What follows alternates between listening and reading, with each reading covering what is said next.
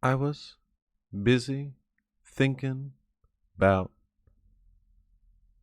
beans. Beans. Beans. I've had this ditty in my head for several days. I am gonna kill myself live. Fuck me. Hey, people. It's been a little while since I've streamed in the morning, right? Please don't mind my hair, normally volumeless and beautiful, currently wet, just showered, able to dry my beard off. Yeah, I do my best. Hey! How the fuck are we doing? I'm leaving for Anime Expo in 48 hours. Actually, 44. It's a 6 a.m. flight. I'm hoping to see some of you there at AX, at least one or two of you.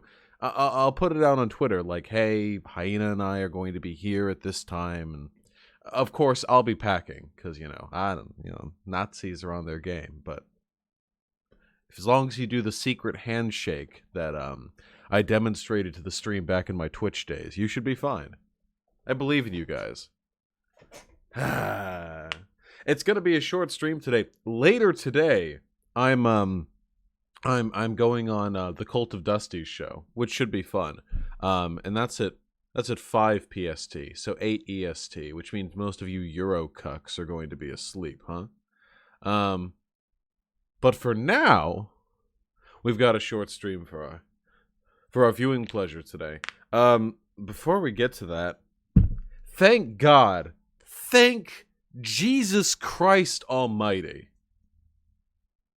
that Pride Month is over. Wow. Because I sure do hate being pandered to. Boy, oh boy. Listen, we can argue all day, back and forth, what's better, no representation or cynical corporate representation meant to capitalize on a developing market. You can argue back and forth. There are opinions. But I'm sure we can all agree that seeing the corporations stop pretending to care will be nice, at least a little bit. Heart-shaped kiss with the $2. Thank you so much for the free super chat, comrade. Free money is the best money. That's why I'm a communist, you see. Because we print our own money. Why don't we just make money free? Watch John Oliver's video about work exploitation. Not on stream. That seems like the kind of video I'm going to get another fucking 90-day streaming ban from. Until I get it appealed, because fair use. Fetus Metal, happy to have you here. All right! With not a moment to spare, please sit with me, because we've got a different one, okay? We've got another one that we're going to be going over today. Do you think Andy Ngo deserve what happened to him? Oh, are we okay, Andy Ngo. All right, let's talk about this first. Hold on. Where's my phone? Did I leave it over there? Fuck me. I was busy thinking about beans. If you want to celebrate rainbow capitalism, you can watch the Taylor Swift video live. That will also get me fucking... Let's do TikTok, YouTube, so we all have to be on D Live. Let's do it. D live stream. Let's go, boy. Yeah. Hold on. I need chat open on my phone. Listen, after I move, less than a month until I move second monitor, I'll be able, like a wizard, to read. Oh, I just hit the mic. Read donations. All doing shit. Hold on. Okay. Andy Ngo. For those of you who aren't familiar, Andy Ngo is a bitch boy who is made of cotton candy and is therefore allergic to making physical contact with sugar. Tragically for him, he went to a place where there was some sugar, and he got milkshaked. So I have several opinions on this. For one, Andy Ngo is a fascist. He promotes phrenology. He's a massive piece of shit. And frankly, any bad thing could happen to him, and I would never care. So that's one. For two, he's also a deliberate rabble-rouser whose job it is, to go to Antifa rallies and throw up a fuss and have a bunch of cameras so that anytime anybody does anything even remotely aggressive, he can film it so he and his fucking alt-right buddies can make $1 million, like, dramatizing the shit out of it and playing the victim. And this time something finally happened. So I don't feel bad for him at all, because this is precisely what he wanted to happen. This is like, I mean, not only has he made tens of thousands of dollars on Kickstarter as reparations to his little boo-boos, but he has gotten everything that he wanted. The attention, the press coverage. This is everything Neo could have ever conceivably desired. So no sympathy there. Was the attack itself, like, justified morally? While I can't say the attack was immoral, what I can say pretty confidently is that these very minor instances of, like, stochastic violence aren't really succeeding in their job of making fascists afraid. Because this isn't, like, I tweeted about this, you know? Like, if you're, like, a black trans woman and you go to an alt-right rally to rabble-rouse, there's a decent chance you're going to end up dead. Whereas Neo over here, despite going there to deliberately rabble-rouse, got out with what appeared to be, all things told, minor injuries. So, are we being scary with this? I don't really think so. The goal of, like, Antifa is to provide on-the-ground resistance to fascism, to intimidate, to frighten, to disconcert, and frankly, to keep the fascists indoors. And sometimes they do that successfully, and sometimes they don't, and, you know, cool, great. I'm not entirely sure if this is, like, effective. I do know that it's, like, morally justified. I think that the left, if the left wants to succeed in their goal of making fascists afraid to exist, they need to work on, they need to work on forms of intimidation and harassment that are less likely to dramatize, less easy to dramatize by the right-wing media, and more genuinely terrifying than one dude just getting put in the ER. I don't know if you meant, like. Now, opposed to political violence as I am, I don't mean doxing or online harassment. I don't mean those things. But, you know, if you think of any ideas as to how we might successfully meet the stated goal of Antifa by making fascists afraid to go outside, then, you know, let me know. Post in the comments section below. Okay. We did it. Amazing.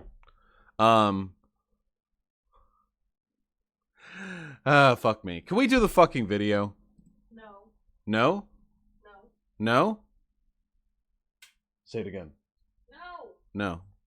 We're doing it anyway. Alright, fuckos. Let's get me down here. I was last playing Sekiro, which is why I'm so tiny. Excuse me.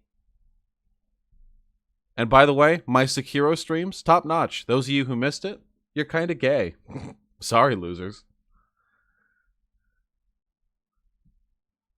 Yep, doxing and protesting in front of one's house is 100% legal. Not that I would ever recommend you do it, of course. Doxing's legal? Doxing is legal. Not that I would ever support it. Okay. All right. Listen. We're doing it a little different this time. We're coming out a little less spicy with this one. I really want to do this, and at the same time I really don't want to do this, because this is going to be pretty aggressively painful. So, Grade A Under A is a massive air quotes comedy channel where a guy with the silly voice and bad drawings does little skits, you see. And it's all very silly, and a bunch of children like him, and cool. Ah. Ah. Ah. Here, we'll take a minute to have our friend. Yeah. All right, shut the fuck up. A friend's over. Okay, no, say hi. You just started yelling. All right, back to stream. Sorry, losers. I have friends, you know? I can't be constrained to this to this streaming space. I just have so many friends who drop by all the time. So many friends. Sometimes, you know, they just drop on by. They just give me some friend juice. Sometimes I hold out my cup. I get like a free pour of coochie, you know? So many friends. Fuck me. What are we doing? I have to stay focused. Anyway, it's a comedy channel. Now, I'm going to get this out of the way right in the fucking beginning, okay? Because I only need to say this once. This channel and its humor make me cringe out of my fucking skull. They actually make me want to die. And this video came out at the beginning of this year, 7 months ago now. And when I first began streaming, this was one of the first videos I wanted to do because I think it is a perfect example of all of the ways reactionary, right-wing thought seep into comedy, particularly comedy aimed at like a young or center-leaning audience. And videos like this are kind of analogous to like the Ben Shapiro totally wrecks epic femoid libtard with massive cock busts load of logic straight down throat. Like, it's kind of analogous to that. This video got, I mean, it's like 3.4 million views, so it's certainly relevant. But I think the contents of this video are in a way much more seditious than the contents of a video that is very explicitly political, like a Ben Shapiro video or a Steven Crowder video, or a Sargon of Akkad video. So please, join me, all right? Join me as I come off looking essentially like a humorless twat, pausing a comedy video after every joke to explain why the joke is actually bad in more ways than one.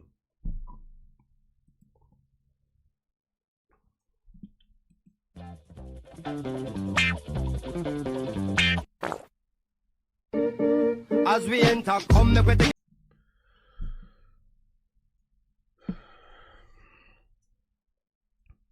Okay, so right off the bat we have the three feminists. There are only a few feminists. He's actually edited Big Red in the back here to have angrier eyebrows. So that's kind of the level we're on right now. I thought this was a 2019 political correctness manual, not a fucking 2014 one. But okay. You know how there's that rule on the internet that says if it exists, there is porn of it, right? Well, I want to make a new rule for 2018, which is whatever you do, someone somewhere will be offended by it.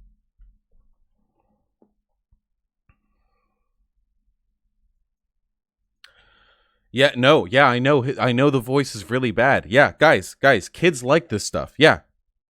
No, I completely understand. I agree, it's subhuman. But, let's calm down. Whatever you do, someone somewhere will be offended by it. Yes. I mean, yeah. So what? That's the case with everything. Every time I have sex with my girlfriend, I'm probably offending like the no premarital sex crowd, right? There are like millions of people who think that premarital sex is like really fucking bad for your soul. It's probably conceptually offensive to them. Everything at of course there are going to be people offended by everything, but that's not really what this video is saying. This is a Mott and Bailey kind of, or at least it's the first step of a Mott and Bailey. A Mott and Bailey is when you propose an argument that is indefensible, and when people attack that argument, you retreat to a similar sounding, much stronger argument. So this is like the first stage of that. And if he was doing this in a debate format, I would accuse him of this fallacy. So here's the Mont and Bailey, okay? I actually forget which one's the Mont and which one's the Bailey. Is the Mont the indefensible one, or is the Bailey the indefensible one? Chat, let me know. Anyway, the defensible argument here is the one that's being presented, which is someone somewhere will be offended by like anything you do. But the Mont is the bigger one. The Bailey is the stronghold. Okay, so the Bailey here is that someone somewhere will be offended by anything you do. But the Mont is the idea that there are people out there who are actively politically organizing to fuck you over for doing things that offend them. And in some cases, that's true. Now, my life isn't really affected by the no premarital sex crowd, but I can say that the lives of many like discriminated groups are affected by the offense of white nationalists, racists, sexists, homophobes, what have you. But that's not what this video is about. It's not about bigots targeting marginalized groups. So let's see where he sort of takes this. And it's true, isn't it? Listen, right, being politically correct used to be easy as fuck. But in 2018, right, a few extra things have been added to that list. No spreading your legs on public transport.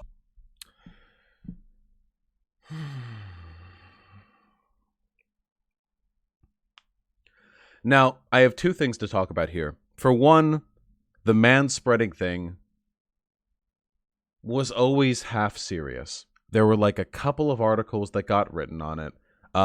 If you've ever used public transportation in your life, you've seen there probably are some dudes who spread their fucking legs out. Now, there are also like bitches who put their purse in the seat next to them, and kids who stretch out, and like fucking foreigners who will lay down on the fucking like long benches. There's like a bunch of people being inconsiderate. But the manspreading thing was just one small thing. It was never a big deal or like a big issue in like the feminist community. It, however, became a massive deal in the anti-feminist community, which is constantly looking for little bits of information that they can hyperbolize into an excuse to feel like a victim. So bringing up manspreading unironically as a component of political correctness is fucking hysterical, because nobody cares about this. And not only, you couldn't just show like a dude confidently spreading his legs or whatever. You have to Photoshop like the two feminists, you know? There are like 5 feminists in the head of a reactionary,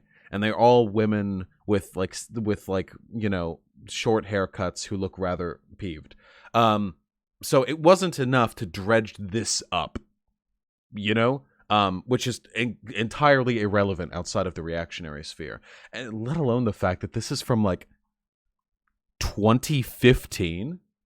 Like, when did the manspreading thing even become a thing? This is not like a recent development. If you're on the internet, like this is a lifetime ago when this became a thing.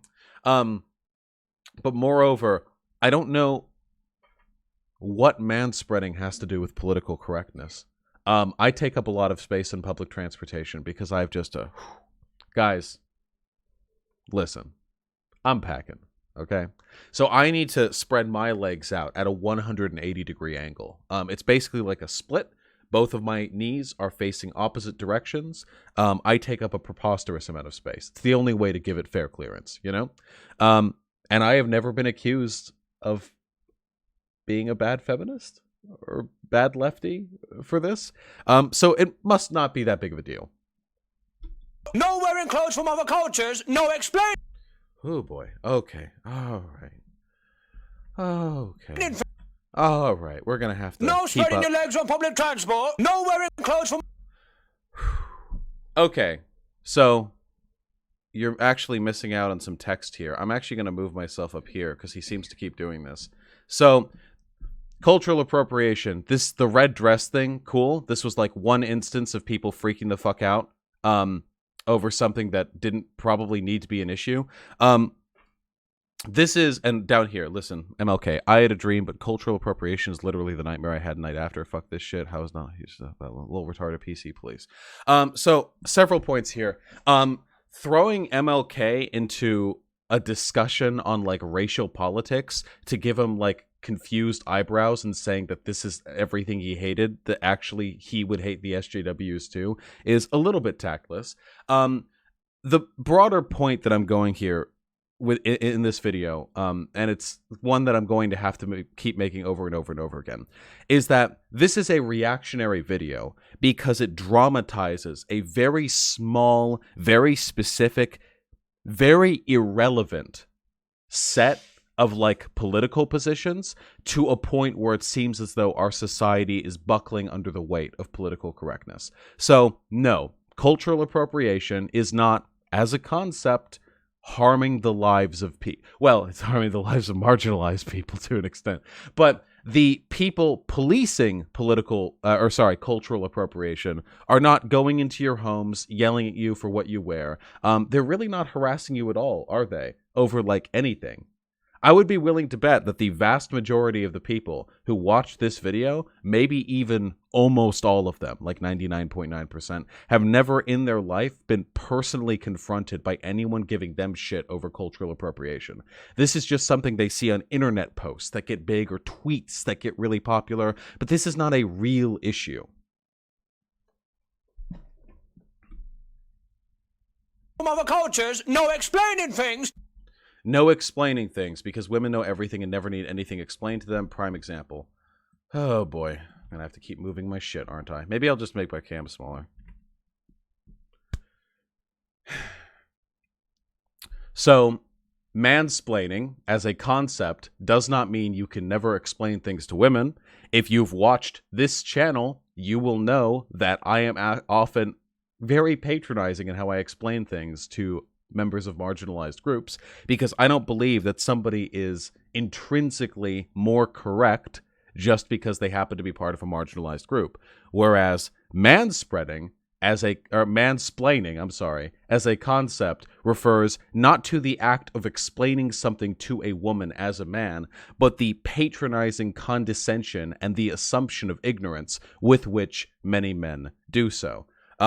To take a look at this and then say, ha, you don't want anyone to explain anything to women ever because they are always right, is flagrantly dishonest. God forbid you have a penis and have a better job than a woman.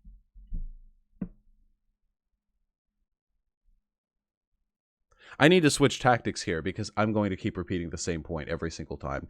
This video is absolutely fucking packed with bad faith arguments in favor of the reactionary right.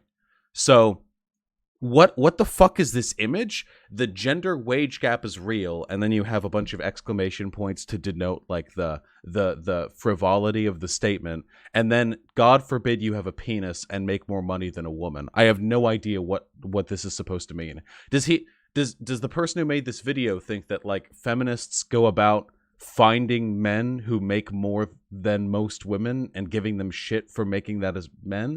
I have no idea. I have absolutely no idea. And I don't think he has an idea too. I don't think this is relevant to him. I think what was relevant to him was finding something that most of his young, mostly ignorant audience would have heard about, the gender wage gap, and then blowing it up into something that they can extrapolate victimization from. Sure, I'll turn the volume of the video down a bit. No being what? Not fucking. No being white allowed. It's a little bit funny, don't you think, how the reactionary right's very stupid take that people like are getting shit on just for being white is identical to the neo-Nazi theory that white people, through sort of cultural degeneracy and immigration, are being, bred out of society and made a cultural stigma. I really don't think that's a coincidence at all. Neo-Nazi groups are really good at astroturfing and spreading their opinions amongst non-Nazis. And one of the best ways a Nazi can do that is by convincing a general population that there's a group of hyper-PC, frivolous, authoritarian S-Jews who are running around just shitting on people for being white. That gets reactionaries upset because reactionaries think they're for egalitarianism, and this is an indication of egalitarianism having gone too far. And the Nazis get what they want because now you've got people who are being openly critical of progressive movements on the basis that they're not being good enough towards white people.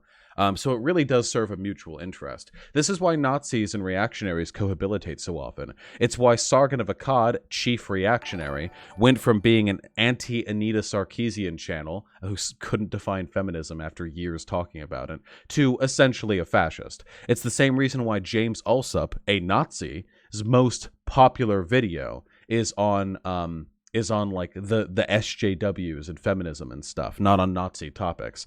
There's a great deal of collaboration between these concepts, largely because the reactionaries are too stupid to understand that through their ignorance, they're being pulled right by active disinfo agents. And I don't know if the person who made this video did so deliberately or if they're an idiot. I have no idea, but we live with the consequences. Now, it's like you can't brush your teeth anymore without someone seeing it as sexist somehow. Do you know what I mean? Like, not only can you not do any of these things anymore. Fuck me.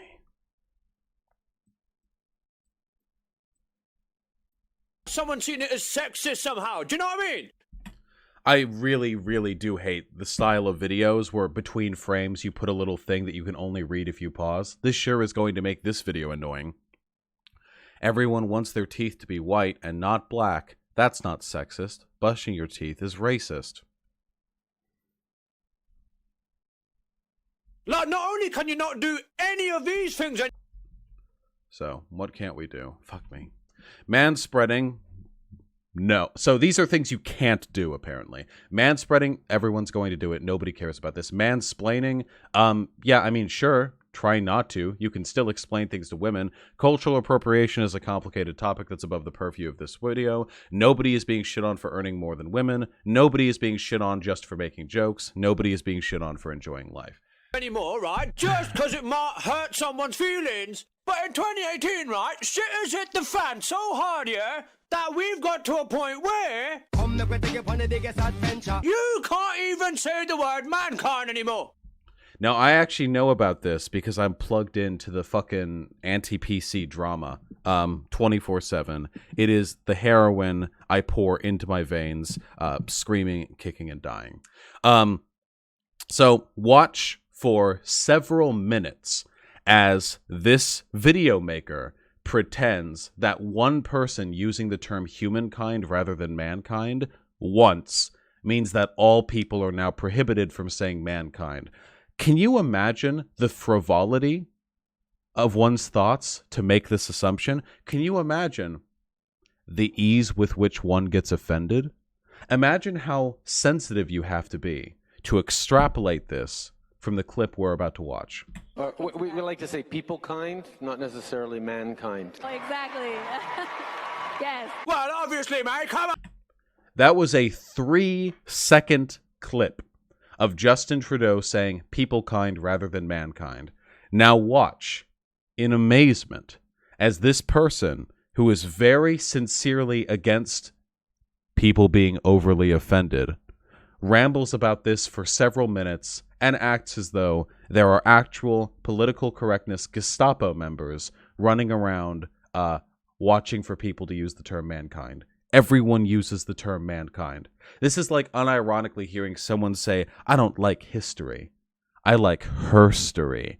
And then he makes a 5-minute video on how pretty soon white men are going to be even able to refer to their own gender without getting shot in the back of the head by like fucking feminazis. All right, let's do it. How is someone supposed to not be offended by that? The word has man in it, for crying out loud. Right there. You might as well be shoving your dick right in my face if you're going to do that shit. That's outrageous. Right, that's so offensive. And God forbid anyone get offended in 2018. This video is a product of offense. Do you know what I mean? Fuck me, mate. I'd rather get murdered and raped than get offended. Right? It's nothing worse than being offended, is it? So, I don't know where they're getting this from. Trudeau is still a pandering neoliberal dipshit, though? Yeah, of course, obviously. So, this is like the picture-perfect idealization of a bad faith argument. So, here is what happened. this guy has heard about, through just cultural osmosis, I imagine, something tells me this guy doesn't do political research, about some things that feminists are angry about that seem frivolous. And he thought, wow, they're so mad over this. They must be so mad. They think that being mad is worse than being raped or murdered or the Holocaust happening.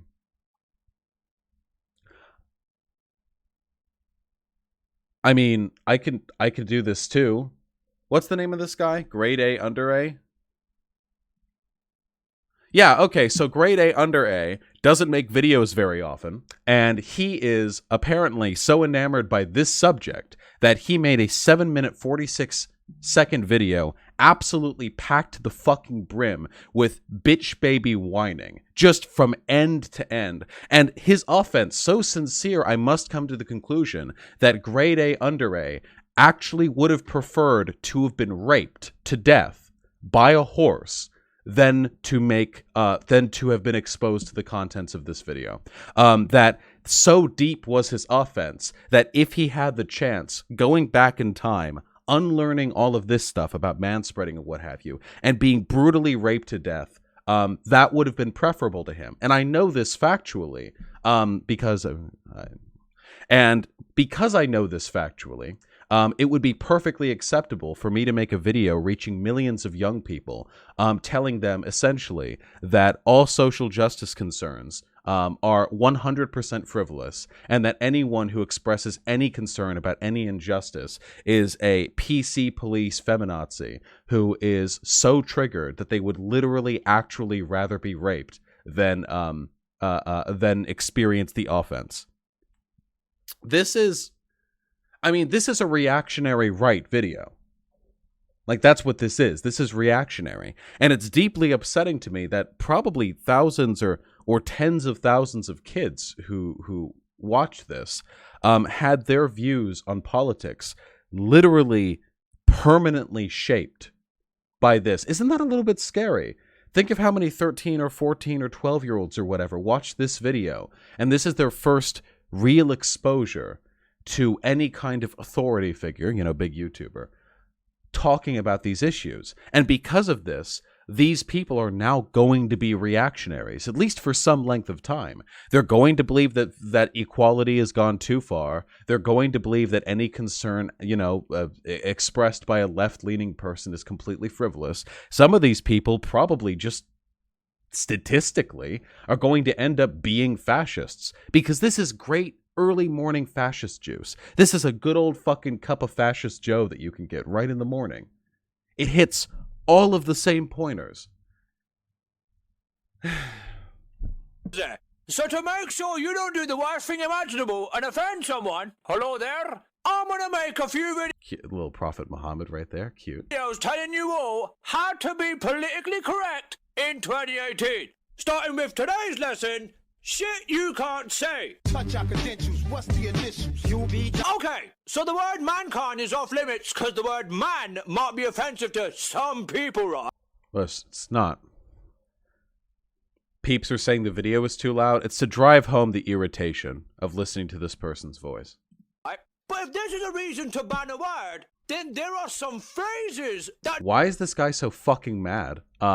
Nobody is banning the term man, any words containing the word man, or any phrases which include the word man. Need to be banned too, like the following. To make sure we don't offend vegans and Peter, the phrase killing two birds with one stone is now off limits too. We can probably skip this part. Because they're offensive to the word mankind and his viewers. Still mad. Some other... I went to my doctor for the... me? I personally find it kind of sexist and misogynistic, right? That the opposite of sadness is called happiness. Penis! What are you trying to say? That you can't be happy unless you got a penis? This patriarchy is suffocating me, man. If you ask me...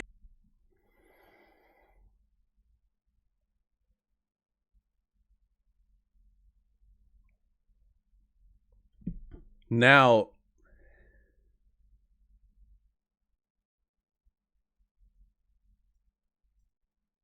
I have a point to make here. Everything that is being said in this video is a joke. And in spite of the fact that it's a joke, it is still, nonetheless, bigotry. Allow me to explain with a handy graphic, because I know a lot of people get hung up on this, okay? Watch. Watch in amazement, okay? Paint stream.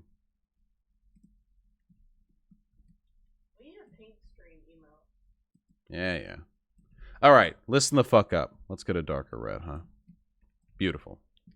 All right, listen the fuck up, okay? So, I'm going to explain to all of you why jokes can also be harmful and carry political messages. So, a political message or a political statement isn't really a statement. It's actually a thought that exists inside your head. It's a little concept. Look, it's your brain. Beep. Right there. It's an idea like, I don't think gay people are as good as straight people, or I don't think trans women are real women, okay? It's a little thought bubble that exists up here. It's entirely in your head. It doesn't even need to be expressed in language. Hypothetically, a person who had never learned, language could still understand this as a concept. It would be more of an intuition-driven assumption, like gay people worse than straight people, but it's conceptually possible, at least hypothetically.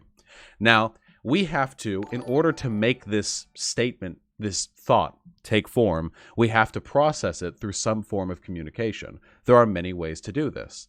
You can draw a picture with no text. I'm not going to draw a picture with no text. I am using some short form here. But you can draw a picture. You can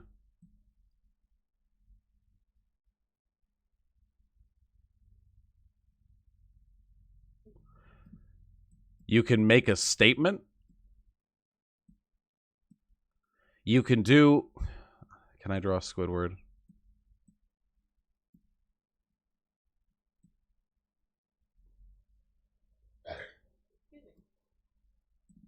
Come on, Squidward.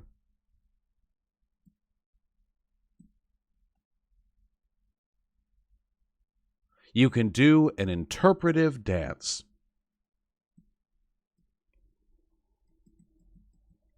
Or you can tell a joke. See, the point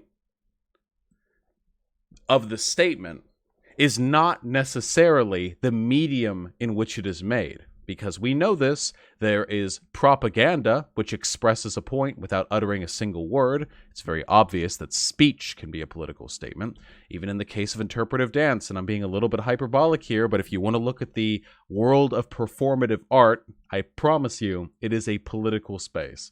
And we got jokes. A lot of people like to say jokes can't be political because it's just jokes, haha. But research has shown, and really anyone would know this if they weren't a fucking idiot. Everyone should know this intuitively. The fact that this has to be demonstrated through research is pathetic. That the kind of jokes you listen to affect your opinions of things. Thus, because they influence your thought process, because it is a form of communication which can carry a message and affect the mind state of others, it is a political medium.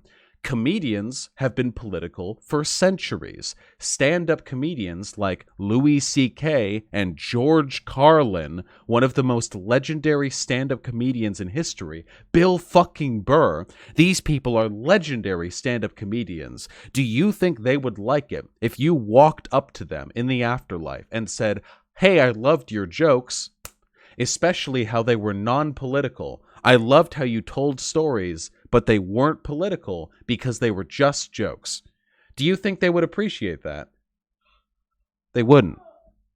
They were very explicitly political agents. And they wanted their work to be interpreted that way. And their work influenced the minds of many. This is very well studied. Even before modern stand-up comedy as we recognize it today, jesters were known, both in real life and also in, the tales, the epics, of being truth tellers, because through humor, they could convey messages critical of the monarchy that others could not. Now, I don't know if that's a real thing, or if that's just something they told in stories, but the fact that that was a concept reinforces the broader point that humor is a way of delivering political messages. You know? And if you say humor isn't political, you're spitting on humor as an art form. It's like saying video games aren't political. Art is political. And if you want humor to be art, and I certainly think it is, you need to recognize that, like every single other form of communication, it has the potential to carry political messaging. In fact, it always does. I can't imagine a joke that doesn't in some way rely upon a political presupposition, even if they're foundational ones. So, with that being said, yeah, everything is political, but people need to be reminded of this. So with that being said, jokes can still be political. Where are we at with this? Well, what's the joke here? I mean, there are a lot of jokes that that have a pretty clear, setup and punchline. So the joke here, the one we most recently heard, was a lady being offended because a doctor said that something like happiness, and she was like, why happiness? That has the word penis in it. Delightful. So what's the joke there? Well, it's an obvious setup of unmet expectation. I mean, that's what all humor is, right? The joke being, how, you would expect someone to be okay with being happy, but so frivolous, so perpetually triggered is this feminist that the term happiness, because it includes the pronunciation penis, offends her. Right, very fun joke, haha. But what is the message here? Because that's the joke. But what's the message of that joke and of every other joke in this fucking video? The message here is that any attempt to point out an injustice, alleged or otherwise, in society means you are a perpetually offended, no fun-having authoritarian who is trying to systemically destroy fun and men and white people in society.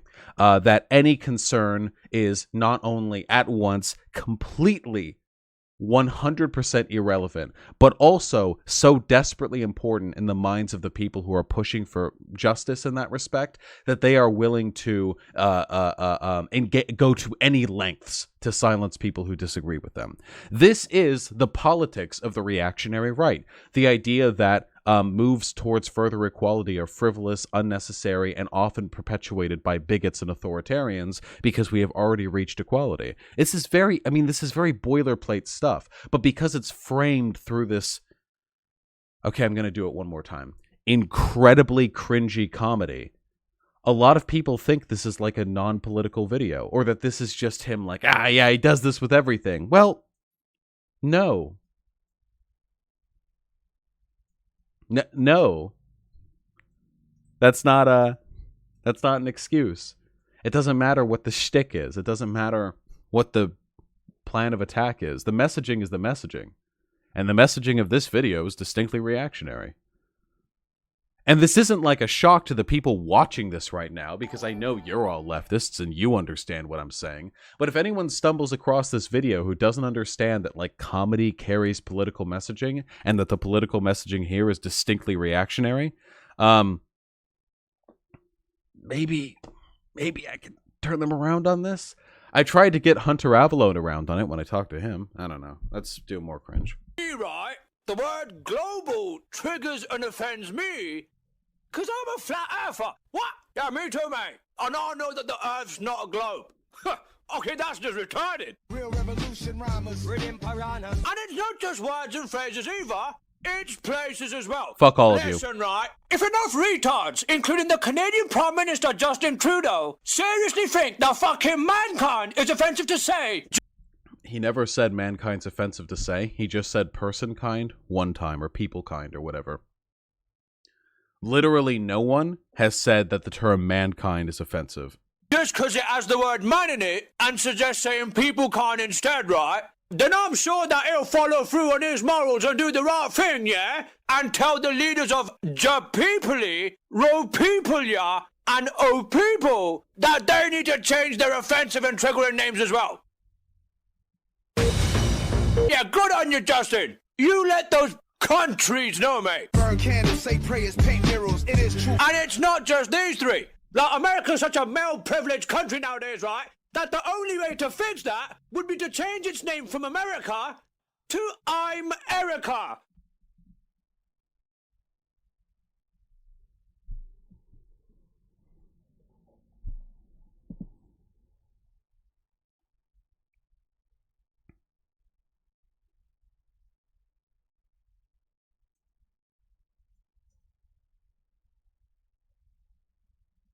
I'm going to skip ahead a little bit.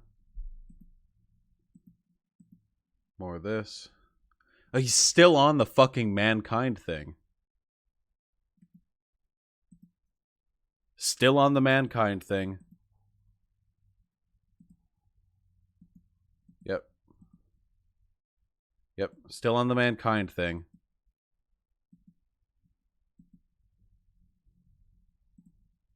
Nice. Let's get the conclusion. Increase the love spaghetti monster mama all the way to African American. Not only will that lower the hate, but it will increase the love too. Killing two cis white men with one stone. So let me set the record somewhere on the sexuality spectrum. Political correctness is the way forward, right? It should be seen as correct to want to be politically correct instead of just overall correct.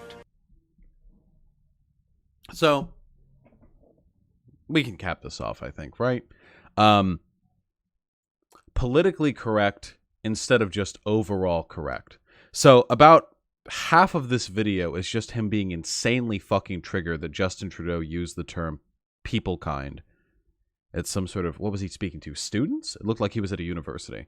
I would love, I would adore, I would just cherish an opportunity to hear this guy explain to me what element of what he calls political correctness flies in the face of actual empirical reality.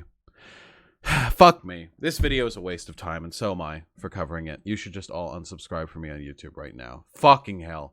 Jesus Christ. This shit really does piss me off. Not because of this video itself, because the video itself is fucking irrelevant. This is just a bad video. Like, it's unfunny, it's juvenile, and it appeals to kids. But the problem is that the messaging here is really effective to children. Like, look, everything here is oriented towards kids. The childlike drawings, the stupid voice, the timing, everything about this is designed to appeal to children. And if this was a child's first experience... You're retarded! If this was a child's first experience with this kind of shit, then I really fuck YouTube, fuck the internet. Listen, as a final reminder, okay? Godspeed. Fuck me for doing this. Waste of time. I'm never doing another video again. This is the end of the channel. However, before the channel ends, please, Jesus Christ, keep this in mind. Offense is not the problem. Nobody out here cares about being offended. Nobody is defending offense as a concept. Nobody is saying that the world should be changed because people are offended. Nazis get offended by shit I say literally all the time. I see them in my fucking inbox, okay? Offense isn't the problem. Harm is. So, no one is being harmed by the term mankind, which is why literally nobody on Earth is getting offended over the term mankind. It's true. Not a single person. Ever. But there are some things which cause actual harm. Like, for example, there are tons of studies to corroborate the idea that women are treated with less respect in a professional environment, and that mansplaining, a silly term it may be, is actually a real thing. Like, come on, you know that. You know men are sometimes patronizing to women and talk to them in a way that assumes the woman doesn't understand things she probably does. You fucking know that. Don't pretend you don't know that. And if you do want to pretend, then there are studies to back it up. So that's your cross to bear.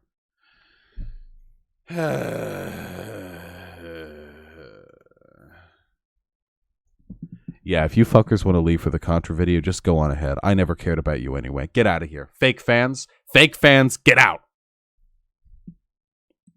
Can we do an actual video? What? Bloop, bloop, bloop, bloop, bloop, bloop. There we go. Guys, look, it's part 2 of the Vice shit with Blair White. For those of you who are not around on the first part of the video, listen, here's our lineup, okay? Are you ready to be... Are you ready? Are you ready? Okay, so here we go.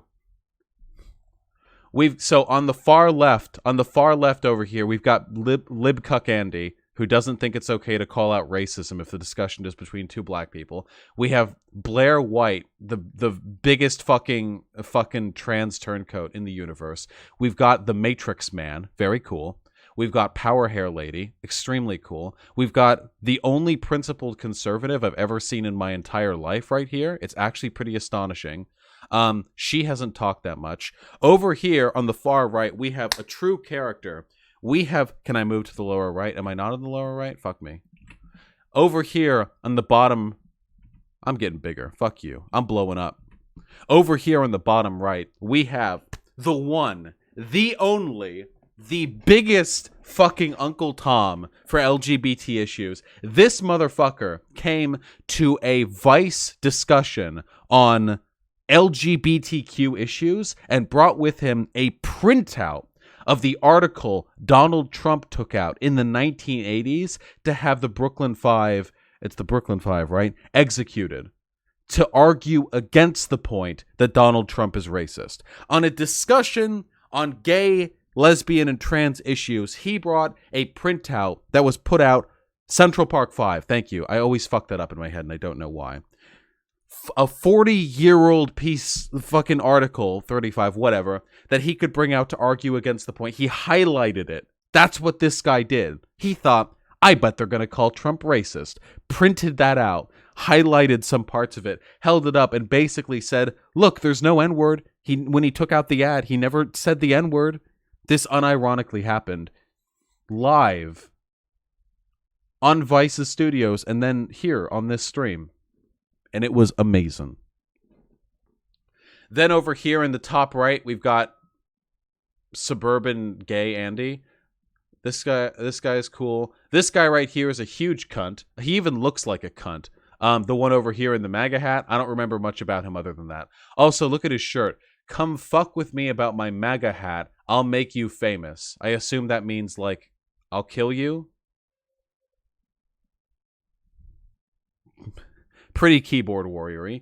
And then over here, don't remember much about this guy. And then over here on the top left, we have the snowflakiest conservative lesbian Asian woman. Not a combo I've ever seen before, but... One of the reasons I walked away from the Democratic Party and liberalism is I am so fed up with identity politics. I am so fed up with political correctness. I am so fed up with all of... And everyone here has already said it. It's lack of policy, all identity. The left started adding too many letters to the LGBT acronym, so I supported a fascist. By the way, anytime somebody says that, I walked away because the political correctness went mad. They never walked away. They were never on the left. It never happened. At the most, they were politically ignorant and left by default, and then they watched like a YouTube video or two and shunted right. Chat isn't on screen? Fuck me. Why not?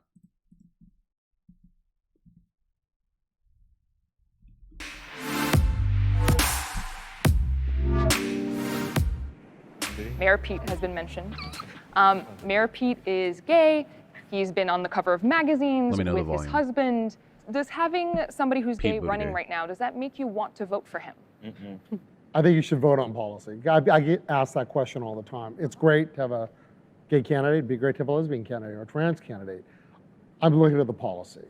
Everything else is peripheral. I could not care less. I mean, the fact that he is gay doesn't. I think there is such division in the LGBTQ or queer and trans. I'm here whatever for you call this. it, I don't give a community fuck. Between gay and trans and cis. That doesn't mean he has my back as a trans person. That doesn't mean that he will have trans-affirming policy and support those most marginalized in the trans community. It means nothing to me that he is a gay person because he is also cis and he is also white. And oh wait, fuck me. I thought she was going somewhere with that. It doesn't matter to me that he's a gay person because one's identity doesn't necessarily ensure they're going to be representative of that group's interest. No, it's actually because he's also cis and white. Fuck me. Goddamn fucking liberals. I was about to say, I forgot to change the title.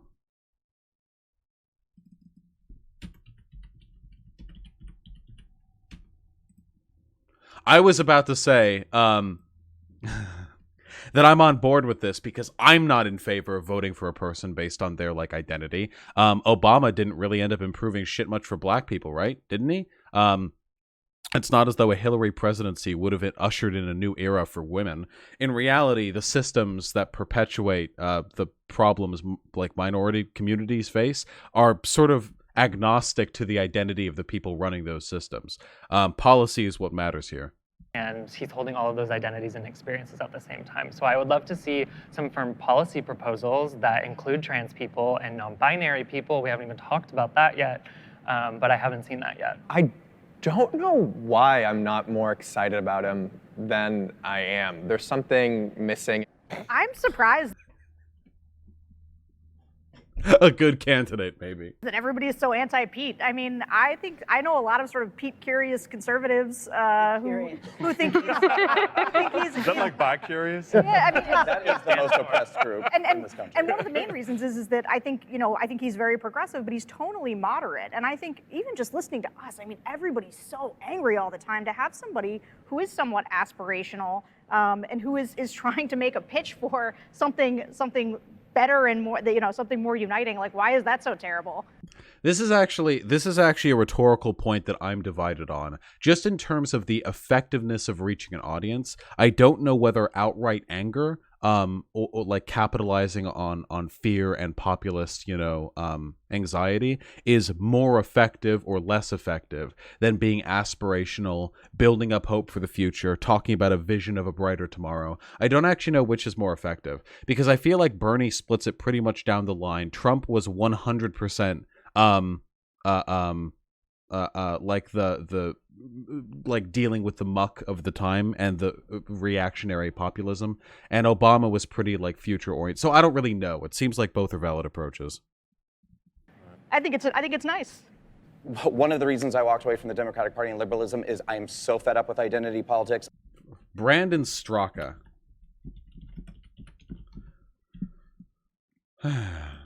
What are you up to? Jesus Christ, 200k followers. Can we, for these fucking Vice segments, rather than bringing in like people who have media training, who are actual like political representatives of their side, can we bring in actual normal human beings? Or if we're going to bring in people with political representation, can we bring in me? I will happily go to one of these and dunk on every single fucking person there, especially the libtards. Campaign founder, liberal. Former liberal, gay. Okay, so he builds the identity around it. Former liberal, gay, conservative, outspoken, on a mission to hashtag red pill humanity.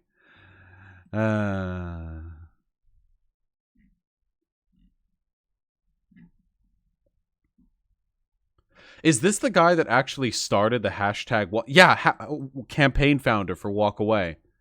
So this guy, not only is this guy a grifter who says like, the PC left turned me into a fascist. This guy actually initiated the concept of organizing around pretending to once being a left-leaning person and then walking away and becoming right-leaning. God damn. Brandon debate with Sam Cedar.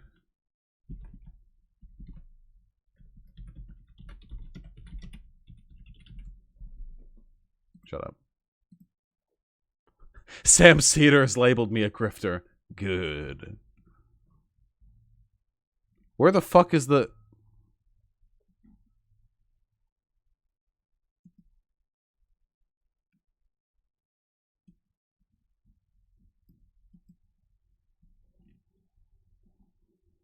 From 2018. Why doesn't it just show up?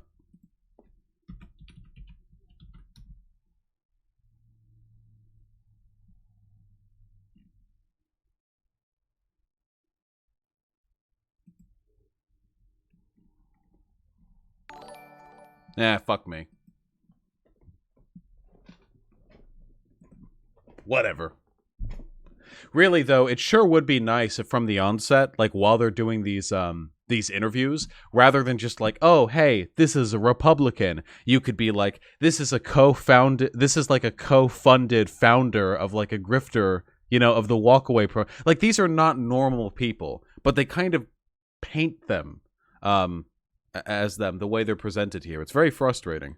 I am so fed up with political correctness. I am so fed up with all of, and everyone here has already said it, it's lack of policy, all identity. And that's what he is. I mean, he's just a gay man with no ideas. Okay. I hate when a lot of conservative folks, well, not even just conservative folks, it's usually just white men across the aisle talk about identity I knew that was coming. Because it's all identity politics, right? Like, you all have been moving through the world with your lens as a white man, privileged in many different ways. And that informs your politics. I do have privilege. I have never said that I'm not privileged. I think we all have the capacity to oppress and be an oppressor. He's so mad. But I don't have white privilege, right? So that's exactly what we're talking about, right? I also don't have cis privilege, and I don't have your privilege as a man moving through the world. So, like, that matters. You don't know my life. You don't know my experiences. You're making an assumption about my life and my experiences I am not based off of my skin color, right? How could you just do that?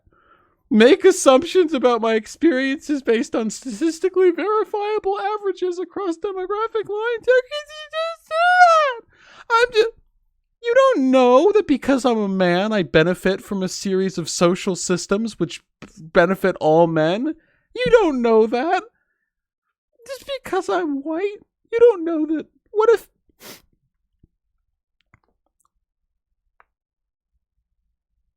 What if only you think I'm white? What if everyone else thinks I'm black? I have no idea. That this triggered this dumb shit fucking perpetually, Christ almighty, the victimhood complex of these people. Can you imagine how simultaneously ignorant and like fucking easily offended you have to be to get offended by the concept of benefit, of somebody assuming you benefit from the existence of a social system that, statistically speaking, benefits everybody of your demographic status. And he already said you have privilege too. He even said it to her, you've got black privilege. So not only is he lying because he's like, you can't know me, but hey, you have black privilege, but B, the ease with which he gets offended by this is so incredibly fucking telling. It is hysterical to me that reactionaries have made it a part of their broader policy to accuse the left of being easily offended. I cannot imagine a more sublime example of projection in all of human history. My sexual orientation. I know. And aren't we not supposed to be doing that? Okay. I know. Aren't we not supposed to be doing that? Right? So, white supremacy is real in our country. Are we supposed to judge by the content of our character, not by the color of our skin? Privilege is real in our country. So I would love your. No, I'm not a victim. That's the point. Anyway. I would love to stick to the Mayor P question. Donnie? I think having him out there and being visible is fantastic for the community. I have a nephew, a 12-year-old nephew, who is a little gay boy. And for him to be able to see that there is a gay man who is running for president is fantastic. So that's meaningful to you? It's meaningful to have him there, absolutely. Okay. I'd rather have I agree with that. It's probably a general good to have like minority groups represented in the political system. I just don't think they should be voted for based on their identity alone. I think that's a pretty uncontroversial position, right? Like, it's good to have more diversity in like movies, for example, but you shouldn't go give like the fucking Academy Award to an actor just because they're like Samoan, you know? a beer with him, then vote for him. Because he seems like you want to lean in and talk to him some more, you know? And his fabulous theater-loving husband, they sound great.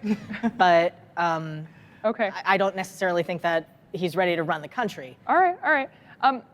So one thing that Jamie brought up was the terms non-binary and GNC, gender non-conforming. How does everybody here feel about the terms GNC, gender non-conforming, and non-binary? And the fact that often falls under the umbrella of LGBTQ. Does anybody have any thoughts on that? Sure. So I identify as non-binary and trans at the same time. I believe non-binary is under the trans umbrella. Non-binary for me means that I don't identify as a man or a woman. I'm neither, I am both, I am beyond.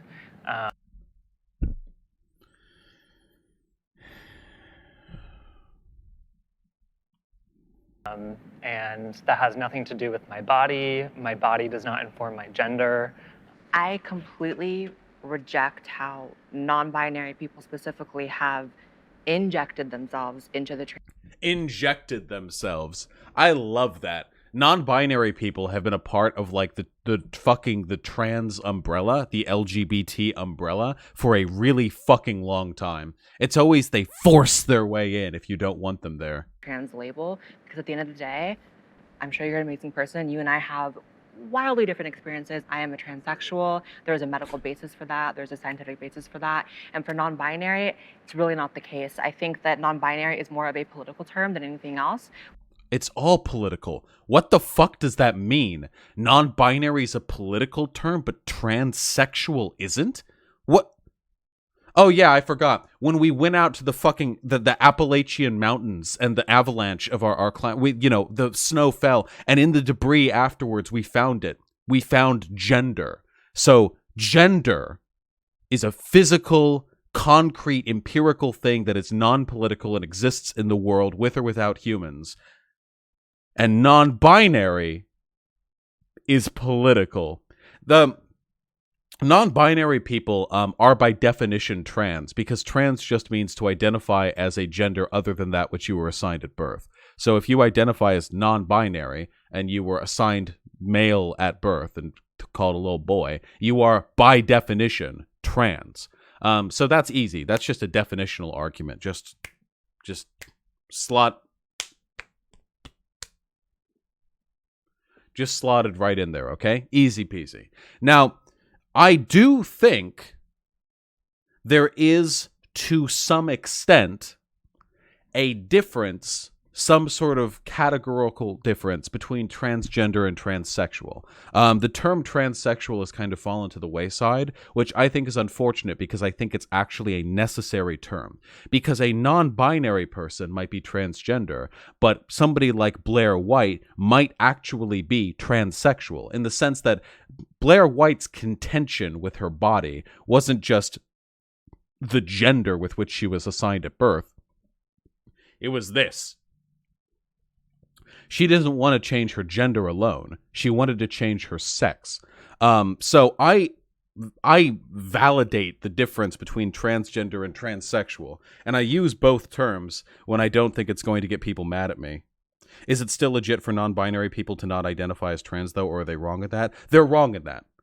The factually non-binary fits under the purview of trans. I don't buy into this like, oh, you can just identify with, oh, I don't identify as LGBT, I'm just gay. Oh, I don't identify as trans, I'm just non-binary. I don't care. Words have definitions. This is the exact same like ephemeral meaninglessness of language that right-leaning people use to accuse left-leaning people of mixing up the terms man and woman. Like, oh, you just think a man can identify as a woman? Sure, well then words mean anything. Well, no. Gender is a matter of self-identification. If a man believes he's a woman, she's a woman. By definition, you don't LARP one or the other. You are what you are. Whereas terms like trans and non-binary, these terms have actual concrete definitions that are meant to empirically describe the demographic status of another. So I do need is a gender trans? Yes. I mean, yeah, by definition, right? Trans just means not cisgender, and an agender person is not cisgender. Therefore, an agender person is transgender. It's the only... No one is assigned gender at birth? No one is assigned a gender at birth. Well, maybe one day. Whatever the case is, gender fluid would also fit under trans. Anything that isn't cis is trans. But I don't buy this like, oh, well, I'm non-binary, but I don't identify. Like, I don't care. It's stupid. I fucking hate gender. I can't wait for people to stop caring about gender. Everyone. Not just the transes, the cisses too. The cisses care about gender quite a bit. Oh, hold on. I study this, not sure if separating transgender and transsexual are useful. There are different experiences of dysphoria, etc. Gender expression perhaps better understood positions on the spectrum, not sure if different terms necessarily useful. Also, keep in mind the medicalizing history of the terms transsexual. Yeah, but they're valid differences. Transgender means identifying as a gender other than that which you were assigned at birth, but you can be transgender and not have dysphoria, aka you're comfortable with the body you have, right? Or you don't feel a sense of intense discomfort at your physiology in regards to like its sexual orientation. And you can be transsexual where you actually want to physically mold your body into the characteristics like identifiable as the sex with which you were not born. Whatever the case may be, though, that's how I do it. I don't fucking care. Can we do a fucking video? Which is why I've never met a non-binary Republican, non-binary libertarian. It's clearly yeah, and 50 years ago, you wouldn't have met many gay Republicans either. The exclusion of certain demographics from a from like a political identity is not an indication that those demographics don't exist. It just means your political orientation is antithetical to the recognition of their existence. What a stupid fucking argument. Yeah, I mean, I never met like a trans Republican back 30 years ago. It was crazy. I mean, well, it's political, you know? And it's all political. Being trans is political. Being cis is political because it refers to gender, and gender is political. So, convention of the left in general. I also hate how non-binary people often, because they tend to be the loudest politically,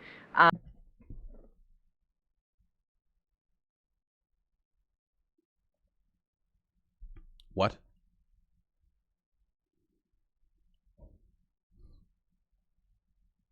Okay.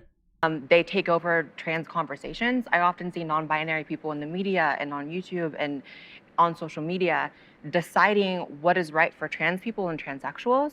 And I hate it because oftentimes it's not in alignment with most trans people I've actually met in my life. I have never in my life seen non-binary people step up and speak over trans issues. I have never in my life seen this happen. So what I'm guessing happened here is Blair White saw one or two non-binary people talking about their preferences and their experiences, and then made a YouTube video where she talked about how non-binaries are injecting themselves into the trans movement, and has since then had to keep up this like facade of giving a shit. Because what a fucking Jesus Christ, what a fucking fantasy. So do you feel erased because of the term non-binary? No one can erase me. Like I'm here, you know what I mean? But I mean, in terms of them taking over the conversation, oftentimes, yes. I think of a lot of the reasons why conservatives and people who are not in the LGBT community have a hard time understanding trans people, it often goes down to these talking points that were invented by non-binary people and people who are not trans, who their lived experience could not be any more different than mine.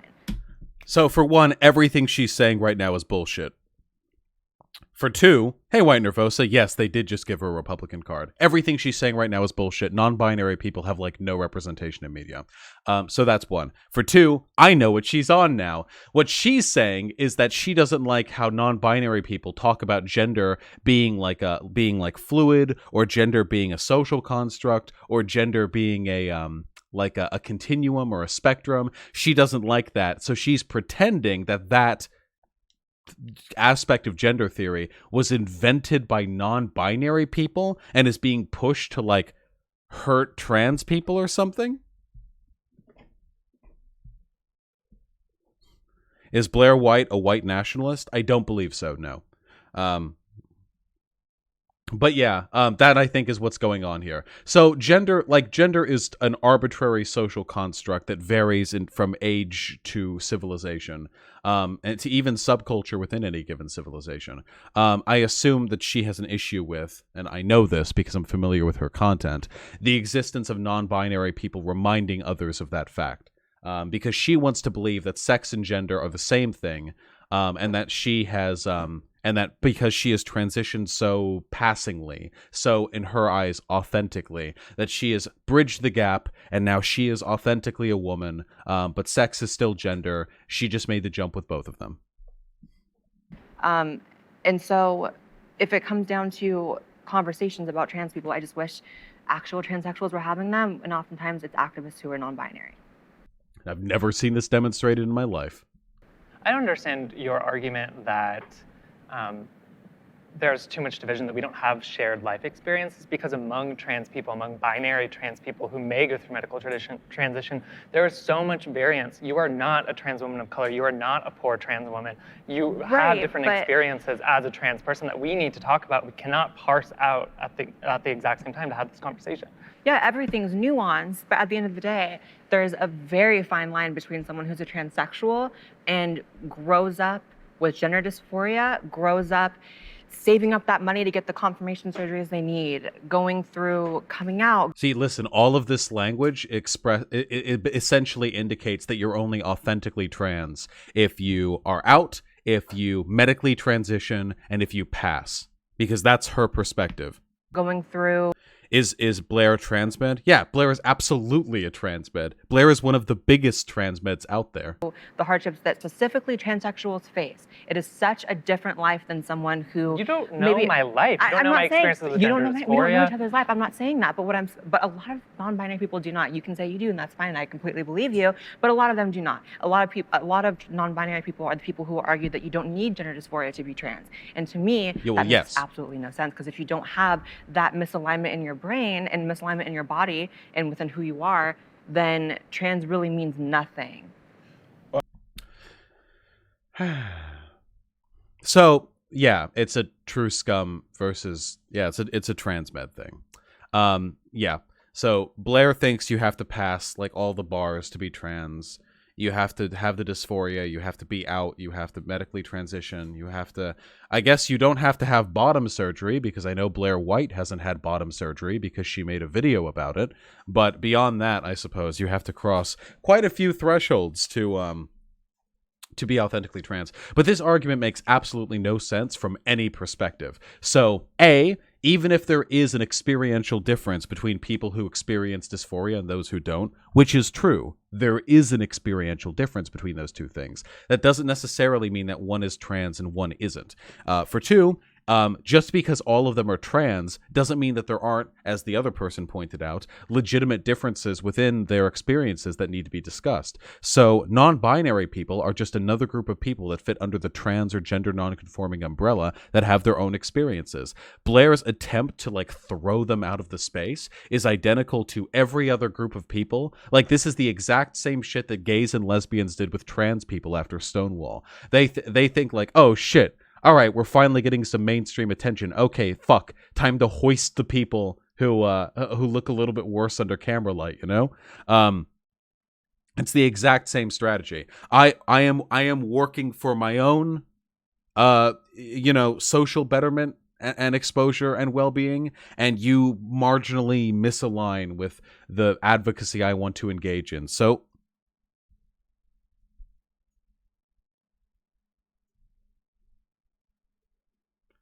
of course, it's a completely irrational argument. Both groups are oppressed. Both groups have at least comparable experiences, and both groups should be able to speak, to their experiences as much as they would like to. And both of them are, by definition, trans.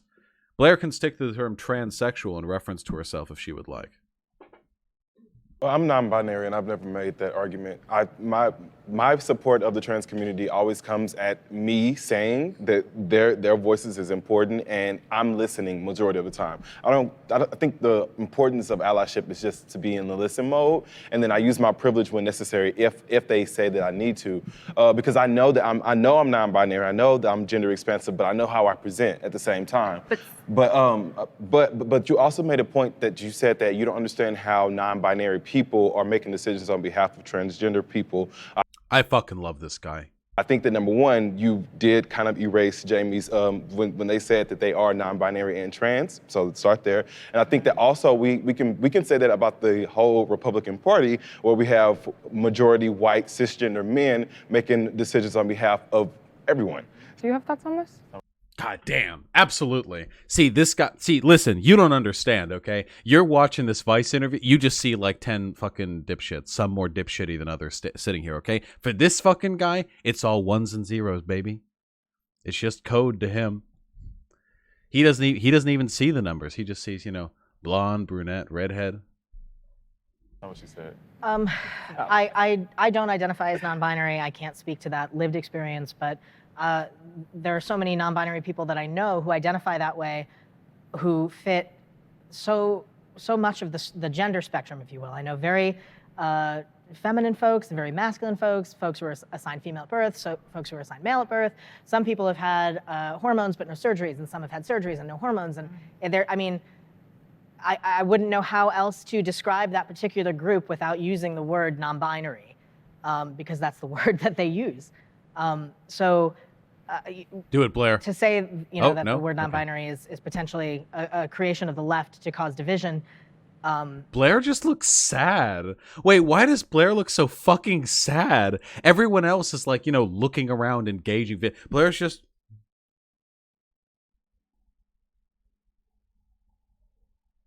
She's seething.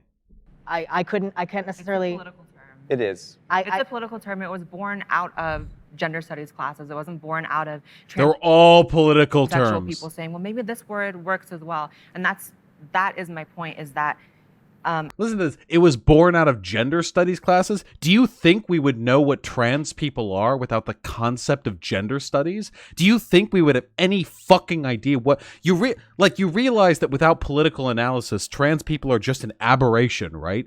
Like they're just a genetic mistake. It's only through theory that we recognize that they aren't an aberration. They're just an example that our presupposed social systems don't work to the benefit of all people.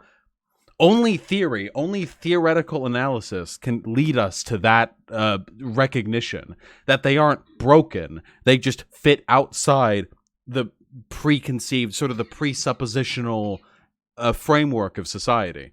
The idea like, oh yeah, trans people, we're out here in the streets, yo. But then like some wiggity whack gender studies professors just up and invented some political biz called non-binary. What's up with that?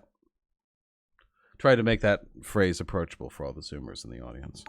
I think you're the one that said that I was erasing you as trans.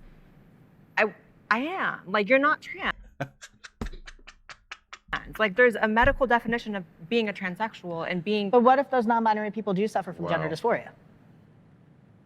Jamie, how you doing? I mean, that doesn't make you trans to just suffer from gender dysphoria. Being trans is having gender dysphoria and acting upon it to live a life as a transsexual. I think that's different. So Blair's not just a true scum. Not only do you need to have gender dysphoria to be trans, you actually need to medically address it. Until that, you're not trans. She's fucking beyond the pale. I need someone in this audience to point out that it's all political. Jesus fuck. I'm gonna stop you.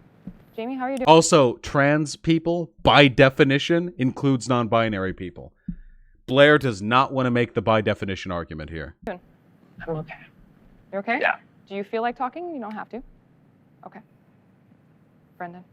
Understandable upsetness, but I do wish that a bunch of people on the left weren't babies. Can I say really quick that even the terms transsexual and transgender were made up, right? They were clinical terms in a lot of ways initially. So we can't use that as like a way of like demeaning people in our community. I mean, it's really unfortunate that we have to do that when we know outside of this room, people don't see any of us or treat any of us with respect. But you know why? I think that a large reason why a lot of people do not understand trans people is because of Is it because of non-binary people? non-binary and because of all these other identities that we've all talked about are constantly tacked onto the acronym. Guys, do you remember all the trans people who got all the trans kids and the dads of the trans kids were like, "You're a valid trans daughter of mine," and then they look on TV and they see a person saying, "I'm non-binary." The cup of milk falls to the floor, and then they went to go beat the shit out of their trans daughter. What the fuck? Most people who engage in oppression of trans people don't do. Nope. Literally fucking nobody engages in discrimination against trans people because of non-binary people. What the fuck does that even mean? That has always worked. Confuses it. But how is it different when a cis woman tells you that you're not a woman, or for you to then tell Jamie that they're not trans? Jamie, you have something to say. Yes, I think it's identical, by the way. There's literally no difference. A cis woman could be like, I think including you, Blair White, as a woman just kind of ruins the term woman. Like, your thing is political. I was born like this, okay? Like, the literal exact same argument, word for word, except swapping out the nouns, could be used in place. this argument is absurd, this idea of you're creating more problems, you're creating more division, you're creating more confusion, because that same argument has been used by gays and lesbians against trans people. Saying it sounds like another argument isn't an argument. It doesn't mean it's invalid. Saying No, but it's the like exact same logic of saying, we're trying to think conform, we're so. trying to be part of the state, you are making this too complicated.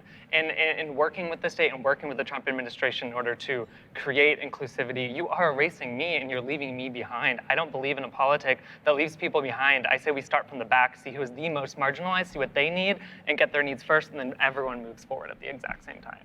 Do you all feel welcomed by the LGBTQ community? Thank God they didn't give fucking Blair White the last word there. The LGBT community is very open to people who believe in the monolith that is known as the LGBT community. Nobody believes in a monolith in the LGBT community. There was so much fucking contention and infighting in the LGBT community. Nobody believes it's a fucking monolith. Except for people outside of the community. Like bigots.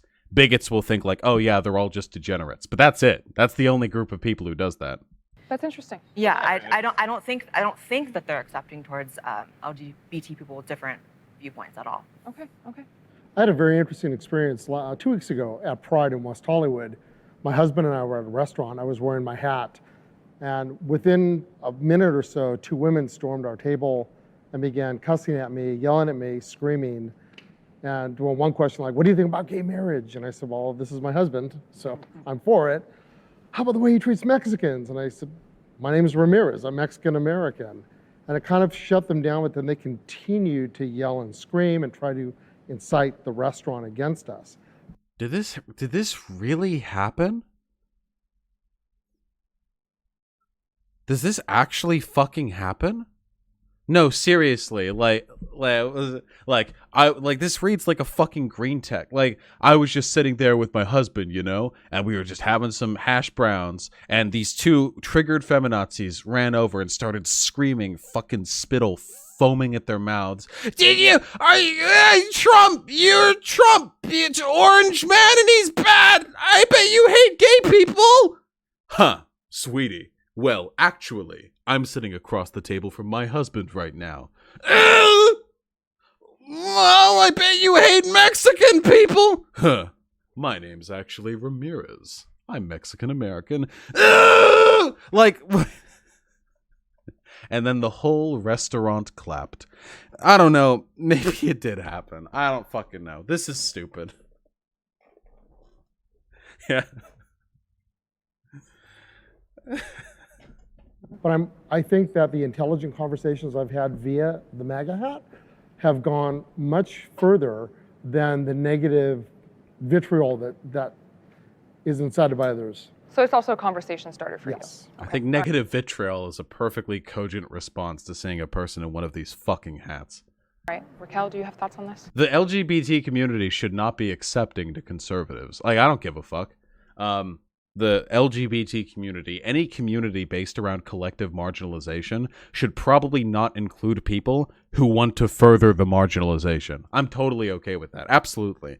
Let the gay conservatives float listlessly in the void with no one to accept them.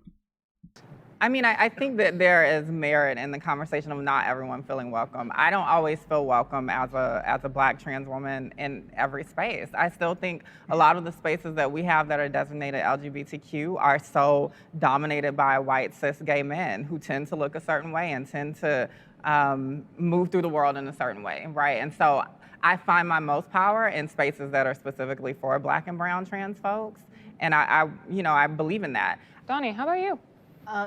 Navigating through the LGBT community has been very fascinating for me because I used to feel very comfortable in lesbian bars.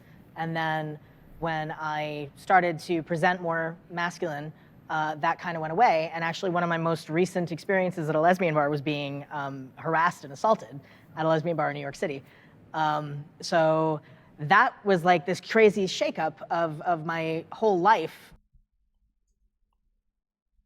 And I had the wildest time one time at a lesbian bar, you know? I was just out there having fun, then just got assaulted, you know? It was crazy. Little bit of a tone dissonance there between the message and the way that's... Okay. Changing. And then, as I mentioned, I am married to a cisgender woman, and we were at Stonewall, of all places. And there was a table of I'm assuming, I'm making an assumption here, cis gay men there who saw us kiss, and it was like a cute little like, hi baby kiss. And we got the, ew, breeders, what are you doing at Stonewall thing? And it was like, wow, kid, you have no idea. First of all, I could have birthed you and, you know, have been fighting for, you know, liberation, gay liberation, queer liberation for longer than you've been around. But that's the assumption that they make based on what I look like now. I'm gonna be frank with you guys. Okay, listen. I lived in Beverly Hills for 22 years. I lived right next to West Hollywood. Cisgender white gay men might actually be like almost as bad as your typical like white straight cis dude. The gay does not do much to save them. Let me tell you, those communities are so fucking obnoxious. Jesus Christ. A lot of them are openly sexist. They talk about women incredibly fucking derogatorily. Like, ew, they will never fucking axe wound, which, you know, of course, brings about the transphobia that, well, this guy would have experienced, I imagine. The communities are just so fucking bad about what about us pans? Listen, pans are all valid. All pansexual people are morally good. Fuck me. Oh god, the communities are so obnoxious. The only times I would go to West Hollywood to actually socialize was like clubbing and for the West Hollywood Halloween parade. And I mentioned this on Twitch once. I actually was on the front cover of the Los Angeles Times once because the photographer who took the front cover picture of that year's Halloween parade, I was next to my friend who was dressed up as Thor, and I was on the front.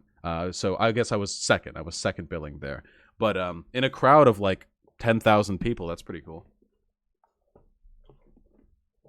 All right, what were we doing? I can't believe that you've got 12 gay people here and nobody feels at home in the gay community, the LGBTQIA community. Because there's no gay community. There are a bunch of smaller, disparate communities that occasionally unify under like the Pride banner. You know? Like that's it. There's no such thing as the gay community. Marginalized groups always break up into incredibly like fragmented spaces because usually there's a bunch of intersectional bigotry they have to deal with, even amongst other marginalized people. And I think that speaks to, look, each of us has our own individual experiences, right? We're all humans who just want to like live in the world and be accepted for who we are. And that was sort of what the community used to be. And I think part of what we're suffering from is the difference between what it meant to be a community of people that was all across the spectrum to being shoehorned into a political movement.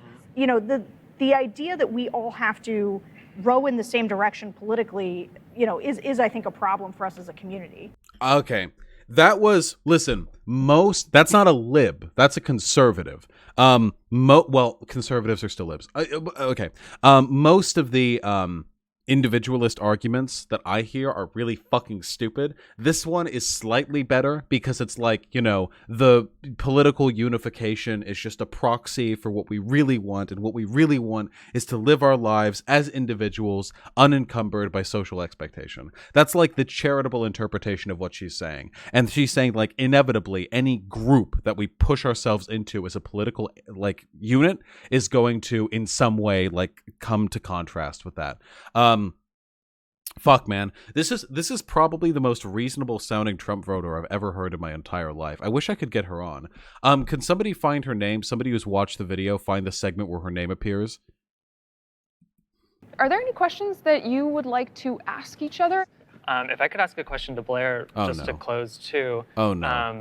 I'm curious what you think about the gender. Oh, right. She's not a Trump voter. I'm sorry. She's a conservative. She's principled, so she didn't vote for Trump. She voted for some third-party person. If you can get her name, I would appreciate it. Binary. As a trans person who has experienced dysphoria, and I also experienced dysphoria, and I think the root of dysphoria and these feelings of transness is because there is a binary, because there is a limiting construct, social construct that tells people they can be one thing or the other. They can be feminine or masculine. And I think as a non-binary person, non-binary people are actually in the front lines of deconstructing that binary and breaking down those systems of limitation and restriction. But Blair doesn't like that. Blair doesn't like the idea of breaking down those systems because she's made it. She is a passing trans woman.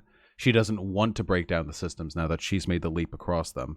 That I think will allow all of us to be freer. She's so gonna I'm just break.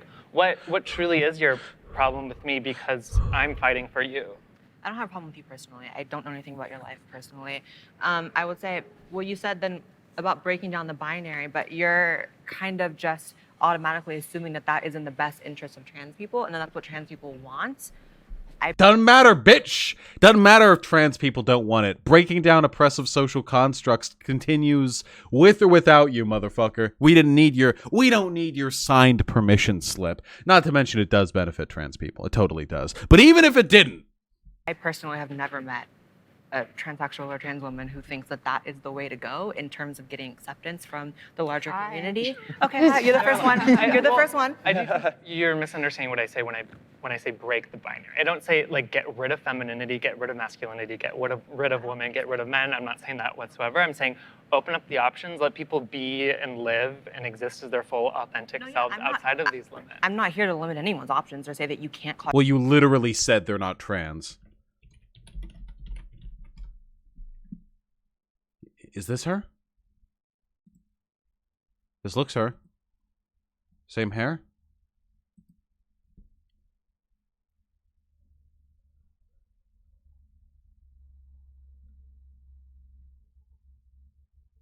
Yeah, I think this is her.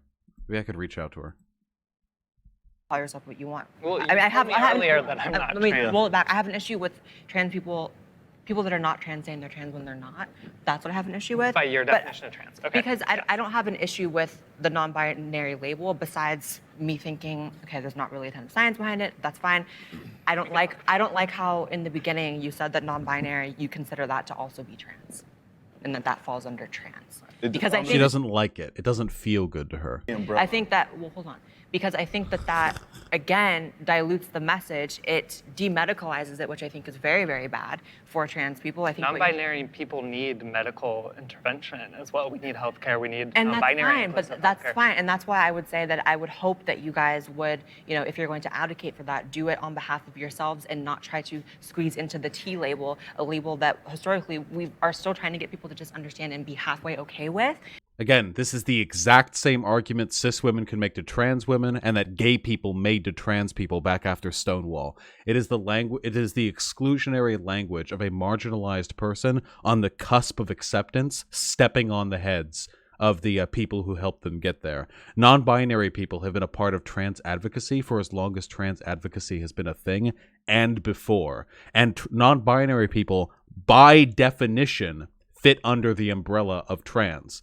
So everything that Blair is arguing for here is essentially here is the actual interpretive form of Blair's argument. It's a lot harder for me to get the acceptance of my Republican Trump-loving friends when there are also non-binary people saying stuff like gender is a social construct. I just, my grift has been telling them that I'm a woman because I just cross the boat, you know, really well, and because I'm pretty, and that makes me a girl. But I don't really want to have to like hear about all this like broader gender theory stuff. So if you could just cut that out and stop turning heads, it would make it a lot easier for me to be treated nice by Dave Rubin. And it doesn't help when 97 genders are squeezed into the T label, because at the end of the day, 97 genders squeezed under the T level. Yeah. at the end of the day, being trans is about, for most trans people, it is about, I was born as a boy, born as a girl, and I identify as the other. And what I find oftentimes is this conversation, really good example of how non-binary people really dominate the conversation about being trans, is that... Where is this happening? Please, I need to know. I need to talk to Blair White. I will get comments sometimes on my Instagram, people accusing me of believing in 97 genders and all those sort of things that... I was right! It's because Republicans are like, you fuck. She doesn't like being associated with the stuff that Republicans meme about, so she shits on the other marginalized people to distance herself from them. I was completely right. That are touted by non-binary people, just because I'm trans, that's a good example of how people don't know what trans is then, because trans people are transitioning from one to the other. I mean, there's...